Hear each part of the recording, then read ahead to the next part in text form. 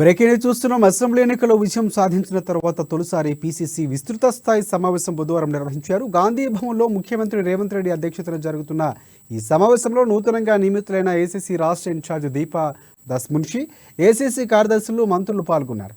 ఈ సమావేశంలో సీఎం రేవంత్ రెడ్డి కీలక నిర్ణయాలు తీసుకున్నారు.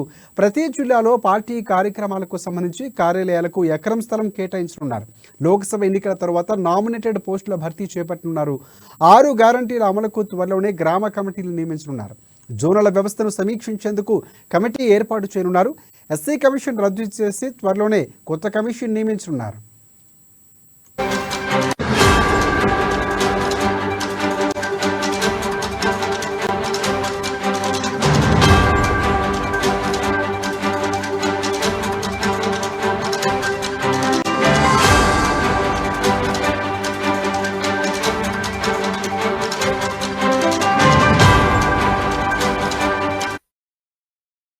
ఇక కార్యవర్గ భేటీ సందర్భంగా డిప్యూటీ సీఎం భట్టి విక్రమార్క మాట్లాడుతూ, దశాబ్ద కాలం తర్వాత మనకు నచ్చిన గొప్ప అవకాశం ఉందని చెప్పారు.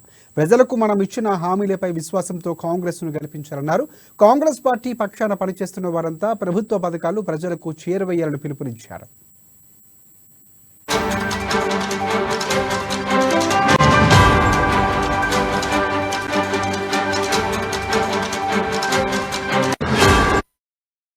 ఇక గత ప్రభుత్వ ఆర్థిక రాజకత్వంలో రాష్ట్రాన్ని పీల్చి పిప్పి చేశారని భట్టి మండిపడ్డారు. ఒకవైపు రాష్ట్రం ఆర్థికంగా బలోపేతం కావాలని, మరోవైపు ప్రజలకిచ్చిన హామీలు అమలు చేయాలని తెలిపారు.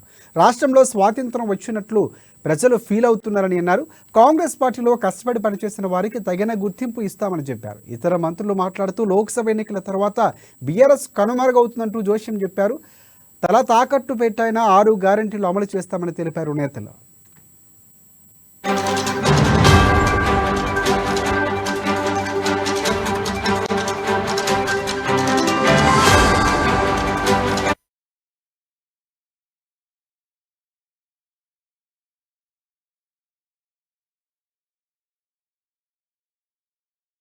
ఏదైతే ఎక్స్టెండెడ్ ఎగ్జిక్యూటివ్ మీటింగ్ ఏదైతే గాంధీ భవన్ లో జరిగిందో, మొట్టమొదటిసారిగా రేవంత్ రెడ్డి గారు ముఖ్యమంత్రి అయిన తర్వాత పిసిసి అధ్యక్షులు ముఖ్యమంత్రి హోదాలో ఈ రోజు కార్యవర్గ సభ్యులతో ఈ సమావేశం జరిగింది.